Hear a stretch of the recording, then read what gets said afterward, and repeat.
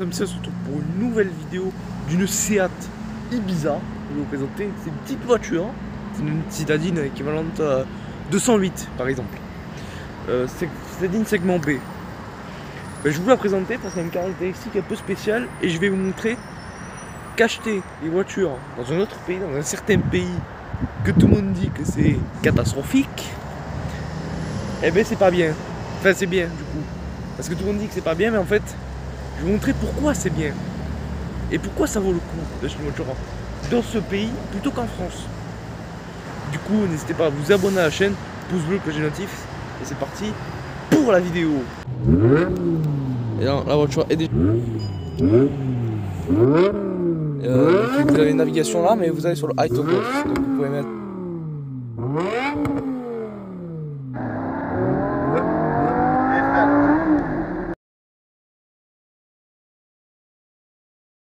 On attaque la présentation de cette Seat Ibiza. Donc déjà, on va commencer motorisation déjà. On a un moteur 1,6 litre 16V essence. Quand même, 16V essence de 105 chevaux. Bon, c'est pas non plus folichon, mais c'est pas une sportive non plus. Hein. Il n'est pas sur une Cupra. Hein. Donc je vais pas présenter de Seat sur la chaîne. Enfin, je vais présenter un Cupra Formentor que je vous ai un petit peu rapidement remontré au salon de l'auto de Marseille. N'hésitez pas à aller voir la vidéo, il y a plein d'exclusivités, bref. Elle est sur la chaîne. Je vais pas filmer de Seat, je vais filmer une Cupra, le Formentor, et je vais filmer le Formentor et une Cupra Leon. C'était des Cupra, c'était pas une Seat, c'est une Cupra. Du coup voilà, on est sur une Seat, on le voit bien là. La marque espagnole qui en 2030 va disparaître, donc profitons-en. C'est pour ça que je voulais vous faire au moins une Seat sur la chaîne. Contrairement à celle-ci, une GM, une Opel. Une GM, une voiture américaine. Parce qu'elle n'est pas si allemande que ça, l'Opel Corsa. Enfin, les Opel en général, tant que c'était GM, c'était pas vraiment... C'était plus GM qu'autre chose en fait. Bon bref, reprenons sur cette Ibiza. Donc 105 chevaux, un 4 TFSI. Un 6 SV, je dirais le 4 TFSI. Non, c'est pas un 4 TFSI, donc. C'est pas le 4 TFSI. Donc on a ces phares qui sont... Donc on est la police. Bon. Donc on a les phares. Voilà, ils sont plutôt en bon état. Donc, vous allez tous me demander qu'est-ce que c'est que cette plaque. Alors, je vous avais répondu à ça sur un réel sur mon Instagram. Donc, n'hésitez pas à aller vous abonner dessus, SamCW16, c'est très important. Et parce que c'est là où j'annonce mes vidéos et tout. Et ça, c'est une plaque d'import allemande. Du coup, c'est-à-dire qu'en fait, la personne a acheté, voilà, DE Deutschland. En fait, la personne a acheté la voiture en Allemagne et il a fait importer, du coup. Elle a fait importer, elle a fait venir en France. Et du coup, c'est d'où ces plaques, c'est des plaques d'import allemand. C'est-à-dire que la voiture vient d'Allemagne en fait. C'est pour ça que je vous ai parlé de pays un peu catastrophiques dans la vidéo. Parce que le peu de gens qui disent ouais, n'achetez pas des voitures en Allemagne, machin. Est-ce que tu as déjà vu une Seat Ibiza comme ça? Nickel, je vais vous montrer, elle a zéro défaut. Zéro, elle a même pas une rayure. Même pas une rayure. Donc du coup je vais monter ici, c'est des xénons, donc on a les phare. On ne pas confondre avec ça, ça c'est pour ouvrir le crochet de remorquage, ça c'est pas pareil, la trappe de remorquage, voilà. Répétiteur de clignotant parce qu'on l'a pas sur le rétroviseur.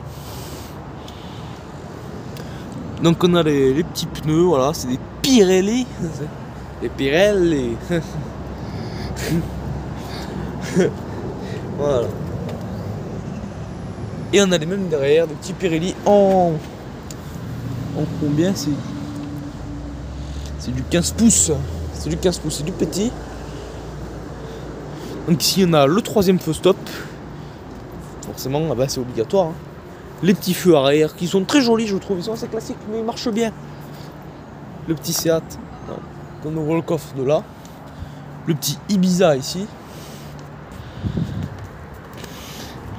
L'intérieur il est plutôt entrée de gamme, mais bah, après ça reste quand même une bonne voiture hein, quand même dans l'ensemble, donc on n'est pas non plus...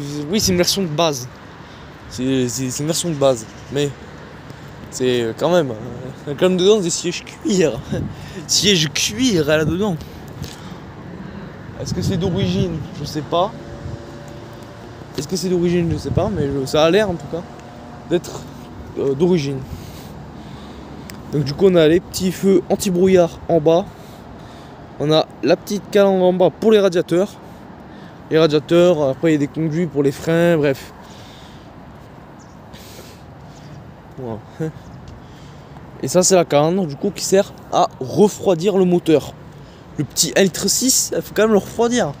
Même si une Seat, vous n'allez pas taper dedans, vous n'allez pas faire des accélérations comme si vous avez une Seat Land Cupra.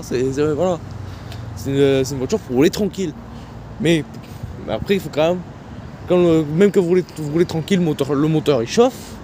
Bah, le moteur il chauffe, qu'est-ce qu'il faut? Bah, il faut le refroidir pour éviter les problèmes. Petit toit ouvrant, plutôt pas mal. Petit toit ouvrant. Petite vitre, là. Les petites poignées qui sont plutôt sympas, je trouve. Celle-ci, on est en boîte 5, du coup, boîte 5 rapports. Bon, après, on a tous les instruments Volkswagen à bord. Bon, c'est normal, c'est le même groupe. Hein, c'est le même groupe. Donc, on a des éléments Volkswagen comme les commodos, le petit afficheur, parce que celle-ci n'a pas l'écran. Voilà, c'est tout du Volkswagen, mais quand même, en plus Seat, pour une petite anecdote, en fait Seat, avant que ce soit racheté par Volkswagen, ça appartenait à Fiat, ça appartenait. D'où par exemple, la Fiat 600 et la Seat 600, ben, les deux c'est les mêmes caisses, donc voilà. Elles ont le même look, c'est juste les logos qui changent. Comme quoi le rebadgeage, ça ne vient pas d'hier. Ça ne vient pas d'hier le rebadgeage. Tout le monde dit ouais, rebadge les voitures, sauf que dans les années 60, il y avait déjà du rebadgeage. Donc arrêtez de dire que c'est récent le rebadgeage. Le rebadgeage, dans les années 60, il y avait déjà des voitures rebadgées. C'est pas nouveau. Ouais. C'est pas un truc qui est apparu comme ça. Hein. Voilà. Pour ceux qui se demandent, ça c'est le numéro du châssis de la voiture. Regardez-moi ça. Il n'y a pas un défaut. Elle est un peu sale. Elle est pas, enfin, il y a des endroits où c'est un peu sale. Mais elle n'est pas rayée. Elle n'est pas été accidentée. Enfin, en tout cas, elle n'a pas l'air. La voiture, contrôle technique, et ça c'est important, le contrôle technique. Hein. Parce que les gens qui font pas leur contrôle technique, c'est pas bien.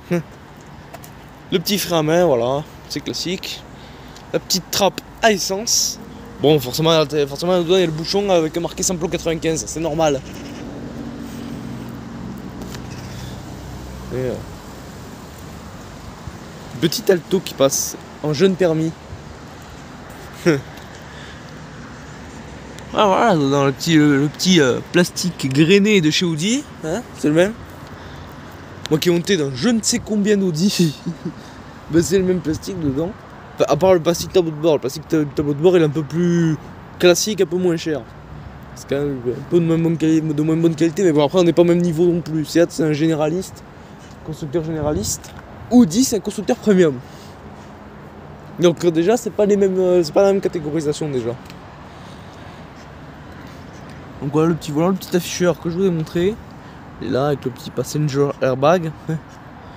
La petite boîte 5 que je vous ai déjà montré. Du coup je pense qu'on a fait à peu près le tour. Regardez-moi ça. C'est rare de trouver une voiture comme ça dans cet état. Elle a plus de 10 ans celle-ci. Celle-ci elle est de 2011.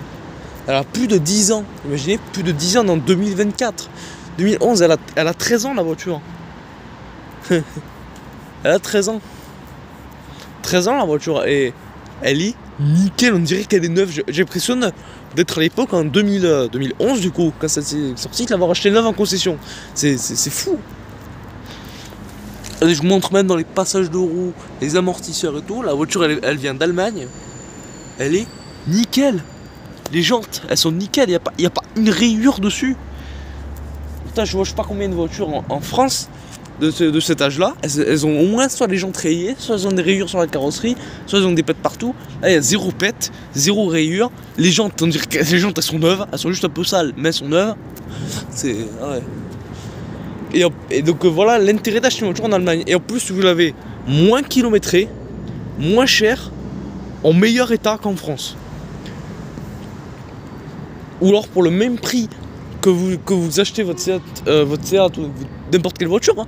Pas forcément Seat, je vous montre une Seat, mais ça peut être une Peugeot, ça peut être une Audi, ça peut être une BMW, ça peut être pas mal de voitures.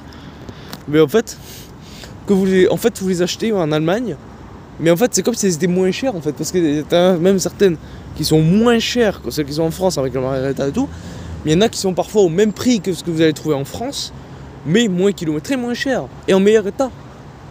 Donc c'est pour ça que quand vous achetez une voiture, foncez acheter en Allemagne. Alors après, oui, il y a des fraudes sur les kilométrages, les compteurs kilométriques peuvent être trafiqués, mais ça c'est pas un problème, vous faites un petit cas vertical. Alors là c'est pas sponsorisé, hein, par contre arrêtez de me... Voilà, ne dites pas que je gagne des sous ou quoi, j'ai pas sponsorisé, hein. Il n'y a aucun sponsor dans mes vidéos, et en tout cas pour l'instant, mais en tout cas faites un cas vertical, il y a marqué kilométrage trafiqué, vous l'achetez pas. Mais s'il y a marqué que la voiture est suivie, qu'elle est entretenue et que le kilométrage n'a pas été trafiqué, mais foncez. J'ai pas d'autres mots. Réellement ça, à l'intérieur, il n'y a pas une pièce usée dans la voiture. L'afficheur il est en bon état, le volant il est en bon état, il a 13 ans. Le tableau de bord il est pas abîmé, les sièges sont pas abîmés. Ils sont même pas ramollis. Alors, vous voyez quand c'est un petit peu se ramollir un peu sur les côtés, mais la voiture elle a 13 ans.